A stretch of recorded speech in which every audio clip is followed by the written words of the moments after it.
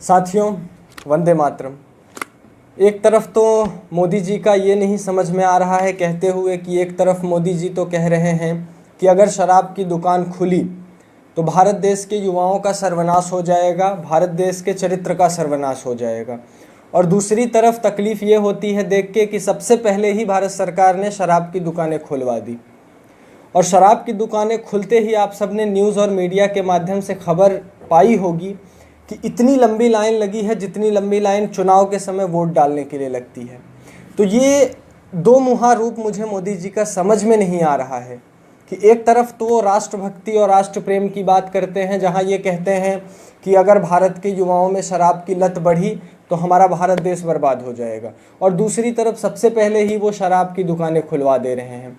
मूलतः जैसे ही ये सवाल उठता है लोगों के तरफ से एक ही इसका प्रतिक्रिया आती है, जवाब आता है कि सबसे ज़्यादा रेवेन्यू कलेक्शन होता है। रेवेन्यू कलेक्शन का माने कि सबसे ज़्यादा पैसा शराब और सिगरेट और ये जो मादक पदार्थ हैं इनके माध्यम से भारत सरकार के पास पहुंचता है। सच्चाई ये नहीं है। आज के वीडियो में मैं आप लोगों के साथ कुछ ऐसे विषयों पर बात करूंगा शराब से संबंधित, जिससे आपको समझ में आएगा कि एक बोतल शराब बनने के बाद जो रेवेन्यू भारत सरकार को कलेक्ट होती है, जो पैसा भारत सरकार को जाता है, उससे पहले परोक्ष रूप से कितना नुकसान हमारे देश का हो जाता है और प्रत्यक्ष रूप से कितना नुकसान हमारे देश का हो रहा है। साथियों, मैं आज आप लोगों को बहुत विस्तार में कुछ बहुत गहरी जानकारियां देने वाला हूं। बहुत ध्यान से वीडियो को अंत तक जरूर देखिएगा। मैं शराब के बारे में बात कर रहा हूं, वो सिर्फ इसलिए नहीं कर रहा हूं कि भारत देश में आज शराब की दुकान खुल गई है इसलिए मैं आके आपसे बात कर रहा हूं। मूलतः एक छोटा सा वो कारण हो सकता है मेरे इस उत्तेजना का जो मैं आपको आके बता रहा हूं, लेकिन ये बहुत गंभीर समस्या है जिस पर आज हम लोगों को चर्चा कर लेना चाहिए और हम लोगों को अपने मन में एक सवाल उठा लेना चाहिए कि वास्तव में मोदी जी के द्वारा कही गई ये बात किस हद तक सही है और भारत सरकार कितना चाहती है कि आपके कंजप्शन, जो आप शराब का उपभोग कर रहे हैं, वो कितना कम हो। सत्यता तो ये है दोस्तों कि कभी भी सरकार के अंदर बैठा हुआ कोई भी प्रतिनिधि ये नहीं चाहता, डायरेक्ट रूप से, प्रत्यक्ष रूप से वो कभी कह नहीं सकता कि शराब की बिक्री बंद हो जानी चाहिए। क्यों नहीं कह सकता? क्योंकि वो सबके सब बंधे हुए हैं। शराब को बनाने वाली जो कंपनियां हैं, उन कंपनियों के जो मालिक हैं, उनकी लॉबी बहुत बड़ी है। मैं थोड़ा सा कुछ आंकड़े आप लोगों के सामने प्रस्तुत करना चाहता हूं कि शराब के उपयोगिता कितनी बढ़ गई है हमारे देश में। मैंने कुछ रिपोर्ट्स निकाली है। एक बहुत बड़ा जर्नल है जिसको द लैंसेट कहते हैं। द लैंसेट की एक रिपोर्ट में मुझे देखते हुए पता चला, वो स्क्रीन पे भी मैं आपको दिखा दे रहा हूं और उसका लिंक डिस्क्रिप्शन में भी मिल जाएगा। आप चाहें तो खोल के उसको पूरा डिटेल पढ़ सकते हैं। उसमें बहुत विस्तार में बताया गया है कि शराब का कंजप्शन मात्र और मात्र भारत और भारत के अलावा दुनिया के दूसरे देशों में केवल 15 से 20 सालों में इतनी अधिक बढ़ोतरी हो चुकी है कि आप सुनेंगे तो आपको हैरानी हो जाएगी। हम सबको तो लगता है कि हमारे घर में कोई नहीं पी रहा है शराब को, या हमारे पड़ोस में कोई नहीं पी रहा है शराब को, लेकिन हम ये भूल जाते हैं कि भारत देश 135 करोड़ की लोक संख्या वाला देश है और इसमें बहुत अधिक मात्रा में इस समय शराब का उपभोग किया जा रहा है। रिपोर्ट ये कहती है कि 2010 से लेके और आज 2020 हो चुका है, वो रिपोर्ट कहती है कि 2010 और 20 के अंतर में 40% ज़्यादा मुनाफा हुआ है और बढ़ोतरी हुई है शराब के उपयोग में। आपको और सरल भाषा में समझाता हूँ कि 2010 में मान लीजिए कोई व्यक्ति 1 बोतल शराब पीता रहा होगा, तो आज 2020 में वो 40 बोतल शराबें पी रहा है। इतनी बढ़ोतरी हुई है सिर्फ और सिर्फ भारत देश में। और दुनिया के दूसरे देशों में जैसे अमेरिका और चाइना की अगर मैं बात करूं तो वो रिपोर्ट ये कहती है कि 1990 से लेके अब तक 2020 में 70% लोगों में शराब के उपभोग की बढ़ोतरी हुई है। मतलब जो व्यक्ति 1 बोतल शराब 1990 में ले रहा होगा, आज वो व्यक्ति 70 बोतल शराब ले रहा है। कितना? अगर आप थोड़ा सा कल्पना करें, भारत देश में अगर मैं छोटा सा आंकड़ा बना के करता हूँ, 135 करोड़ की हमारी लोक संख्या है। अगर 1 करोड़ लोग शराब पीते हैं, वैसे ये संख्या बहुत बड़ी है। मैंने बताया ना कि 40% से ज़्यादा लोग इस समय भारत में शराब का सेवन कर रहे हैं, लेकिन मैं 1 करोड़ लोगों की बात करता हूँ और 1 करोड़ व्यक्ति अगर मान के चलिए कि एक शराब की बोतल खरीदने में सामान्यतः महीने में 1,000 रुपये भी खर्च करता है, तो आप देख लीजिए हजारों हजार करोड़ रुपए का मुनाफा है। इतनी बड़ी ये लॉबी है मार्केटिंग की। और आप जानते हैं इसको बनाने में हमारा क्या नुकसान हो रहा है, ये तो हम उपभोग कर रहे हैं, और दूसरा शराब को बनाने में कितना हमारा परोक्ष रूप से नुकसान जा रहा है, ये भी हम तुलना करना भूल जाते हैं। आप जानते हैं भारत में इस समय भूख से और गरीबी से लगभग हर दिन 500 से ज़्यादा लोग मर जाते हैं। उनको खाने का अनाज नहीं मिलता है, उनको खाने के लिए रोटियां नहीं मिलती हैं। और आपको सुन के बहुत आश्चर्य होगा कि शराब बनाने के लिए भी सबसे ज़्यादा अनाजों का उपयोग किया जाता है, और सबसे उत्तम गुणवत्ता और उत्तम क्वालिटी के अनाजों का नुकसान कर दिया जाता है सिर्फ और सिर्फ शराब बनाने के लिए। 1 किलो गेहूं को अगर सड़ाया जाता है तो मात्र उसमें से 100 ml शराब निकलती है। चूँकि मैं एक फार्मास्यूटिकल क्षेत्र का विद्यार्थी रहा हूँ, इसलिए मुझे बहुत अच्छे से पता है कि एथेनॉल, प्रोपेनॉल, ये सब जो अलग अलग आपके शराब के अलग अलग केमिकल होते हैं, इनको बनाने का एक अलग ही तरीका होता है जो कि सबसे ज़्यादा अनाजों से ही बन के आ सकता है। और आप जानते हैं इस समय भारत देश में हर साल शराब बनाने के लिए करोड़ों करोड़ अनाज, हमारा अच्छी क्वालिटी का अनाज बर्बाद कर दिया जाता है। पहले तो हमारा अनाज बर्बाद किया जाता है शराब बनाने के लिए, उसके बाद जो शराब पीने वाले लोग हैं वो शराब के साथ मांसाहार का सबसे ज़्यादा सेवन करते हैं। तो फिर उस मांस को बनाने के लिए जो मांस कंपनियां और जो मांस बेचने वाले लोग हैं, उन मांस, जो जानवरों का मांस वो बनाते हैं, उन जानवरों को खिलाने के लिए भी अच्छी क्वालिटी का अनाज चाहिए होता है। क्योंकि आप सबको याद होगा भाई राजीव दीक्षित ने एक बहुत विस्तार में मांसाहार पर व्याख्यान दिया था अपने समय में। उसमें उन्होंने बहुत विस्तार में बताया था कि जानवरों के अंदर चर्बी और मांस को बढ़ाने के लिए सबसे अच्छी क्वालिटी का जो भोजन होता है वो अनाज ही होता है। गेहूँ होता है, धान होता है, जौ होता है, मक्का होता है, चना होता है। ये अच्छी क्वालिटी का जो भोजन, अच्छे गुणवत्ता का भोजन होता है, ये सबसे ज़्यादा खिलाया जाता है जानवरों को, ताकि उनके शरीर में मांस बढ़ सके। और जब शराब पीने वाला व्यक्ति मांस का सेवन करता है तो उस मांस की भी बढ़ोतरी होती है और उसकी मांग बढ़ती है, जिसकी वजह से मांस पैदा करने वाले भी सबसे ज़्यादा हमारे अनाजों का नुकसान कर रहे हैं। और ये नुकसान कितना ज़्यादा है आप इस बात से ही परिकल्पना कर सकते हैं और विचार कर सकते हैं कि इस समय भारत देश में प्रतिवर्ष 60,000 से ज़्यादा किसान आत्महत्या कर रहा है, क्योंकि उसको उसकी पूंजी नहीं मिल पा रही है। एक छोटा सा उदाहरण देना चाहता हूं दोस्तों। अभी 2 दिन पहले मुझे मसाला छाछ खाने का मन था। मैंने घर पे ही मट्ठे को लाके बनाने का एक विचार किया और मैं दुकान से थोड़ी सी सरसों मंगवाया। वो सरसों 10 रुपये का 50 ग्राम मिला केवल। आप सोच लीजिए कितना हुआ, 20 रुपये का 100 ग्राम, 200 रुपये किलो का सरसों मिल रहा है। और वो सरसों भारत सरकार किसानों से 30 रुपये, 40 रुपये, 50 रुपये में खरीद लेती है।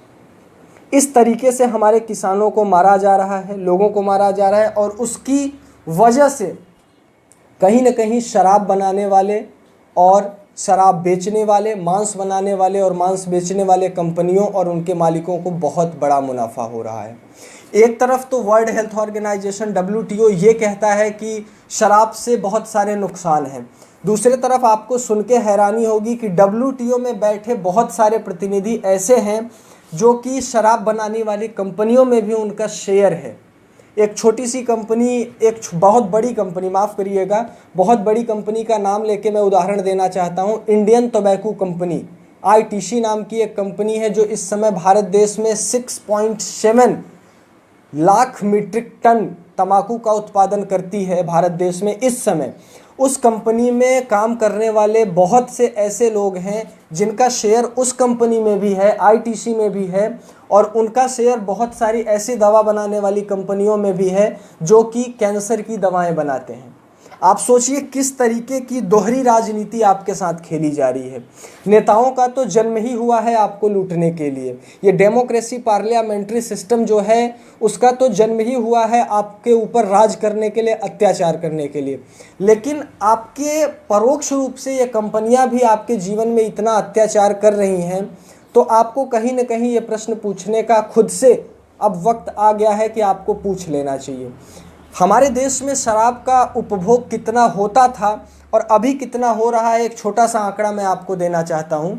2010 में लैंसेट की रिपोर्ट ये कहती है कि भारत देश में इस समय 22 मिलियन लीटर शराब इस समय बेची जा रही है और उपयोग की जा रही है। 2010 के बाद 10 साल का परिवर्तन हुआ है और वही रिपोर्ट ये कहती है कि 2017 में, 3 साल पहले की रिपोर्ट है दोस्तों, 2017 में भारत देश में 33 मिलियन लीटर शराब की उपभोग इस समय उपयोग हो रही है। मतलब आपको हिंदी में ज़्यादा और सरल भाषा में मैं समझाऊं तो 2 करोड़ 20 लाख लीटर शराब 2010 में बेची जाती थी और आज 2020 में लगभग आप मान के चलिए कि 4 करोड़ लीटर शराब आपको बेची जा रही है।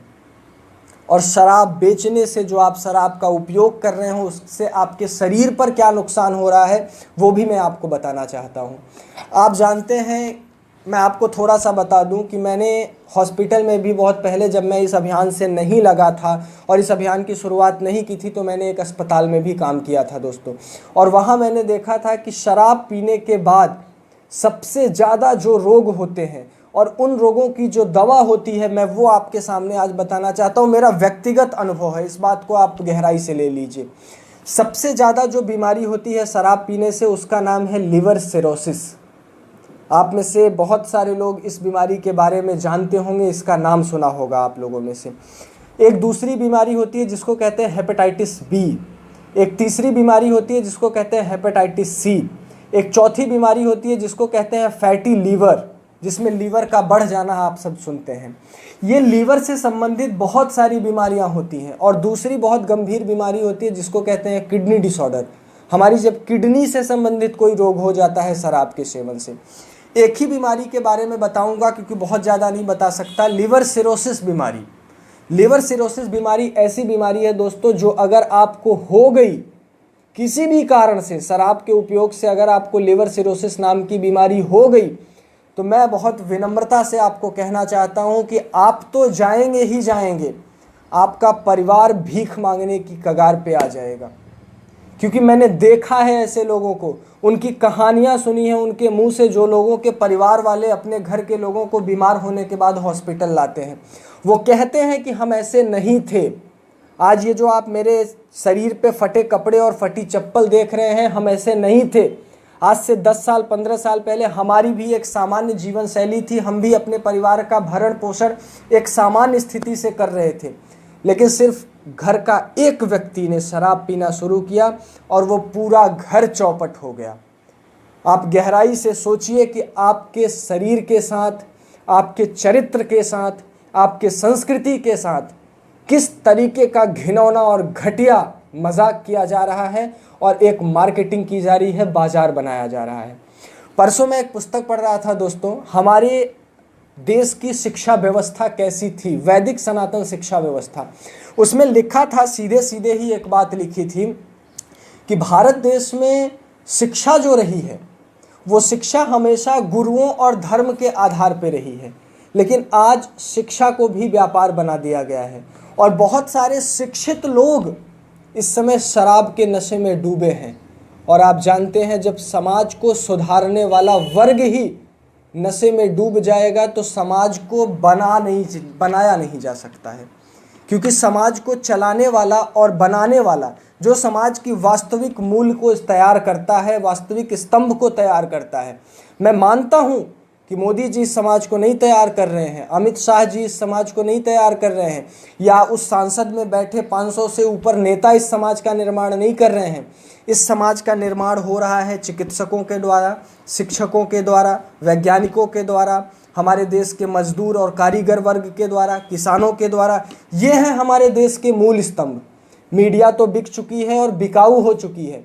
किसी मीडिया के पास इतनी हिम्मत नहीं है कि वो खुल के आके बोल सके कि भारत देश में इस समय सरकार क्या कर रही है और भारत के लोगों का नैतिक और चारित्रिक हनन इस प्रकार से जो कर रही है वो क्यों कर रही है। अब प्रश्न आता है दोस्तों कि हम क्या कर सकते हैं। मैं आपसे बहुत बहुत निवेदनपूर्ण भाव से एक बात कहना चाहता हूं कि हम इस बुरी परिस्थिति से भी सिर्फ एक काम कर सकते हैं, और वो काम मैं विशेष रूप से हमारे देश में जो हमारे घर को चलाने वाली सबसे मुख्य मुखिया के रूप में गृहिणी हैं, जो माताएं हैं, जो बहनें हैं, जो महिला वर्ग है, वही अगर चाहे तो इस शराब और नशाखोरी से हमारे देश को उभार सकती हैं। आप पूछेंगे क्यों? मैं आपको एक छोटी सी बात बताऊं कि हमारे घर में एक महिला अगर न हो तो पूरा घर भूखा हो जाता है। हमारे देश में महिला माताओं बहनों के न होने पे पूरे घर की स्वास्थ्य और परिस्थिति बिगड़ सकती है। वो एक चिकित्सक हैं, वो एक डॉक्टर हैं, वो एक अर्थशास्त्री हैं हमारे घर की, हमारे परिवार की, क्योंकि घर चलता है तभी देश चलता है। घर का बजट सही रहेगा तभी देश का बजट सही रहेगा। घर का 2000 रुपये में खर्च चलेगा तभी देश का 2000 करोड़ रुपए में चल पाएगा। तो घर में जो गृहिणी संभाल सकती हैं और उसी गृहिणियों से देश बनता है। तो मेरा माताओं बहनों से निवेदन है कि अगर उन्होंने ठान लिया तो इस देश में नशाखोरी और शराब सबसे जल्दी तरीके से बंद किया जा सकता है। आप बस एक काम करिए कि आप अपने घरों में जो भी व्यक्ति शराब पी के आता है उसको आप खाना देना बंद कर दीजिए, भोजन देना बंद कर दीजिए, पानी देना बंद कर दीजिए, उनके काम को करना बंद कर दीजिए। 2 दिन 4 दिन थोड़ी सी तकलीफ होगी, लेकिन परिवर्तन धीरे धीरे आने लगेगा। मैं बहुत विनम्रतापूर्वक ये बात आपसे कहना चाहता हूँ कि अगर इस देश में महिला वर्ग सुसंगठित हो जाए पुनः रूप फिर से, तो इस देश में एक बहुत बड़ी क्रांति की ज्वाला फिर से उठाई जा सकती है। आप ये भी तो सोचो ना कि 2 महीने लॉकडाउन था और 2 महीने में हम सब ने वो चीज़ें सीखा जो चीज़ें हम कभी कल्पना भी नहीं कर सकते थे। हम कभी सोच भी नहीं सकते थे कि फास्ट फूड के बिना हम जिंदा रह सकते हैं। हम जिंदा रहे और बहुत बेहतर तरीके से जिंदा रहे। बहुत सारे भाइयों के फ़ोन आ रहे हैं, वो कह रहे हैं कि जो हमें गैस की, अपच की, दुनिया भर की समस्याएं थी, एसिडिटी था, हाइपर एसिडिटी था, वो कह रहे हैं कि 2 महीने घर पे रहने से ही बहुत सारे हमारी परेशानियां दूर हो चुकी हैं। क्यों? क्योंकि उन्हें घर के बनाए माताओं बहनों के हाथ का खाना मिल रहा है, और वो खाना नहीं है, वो औषधि है।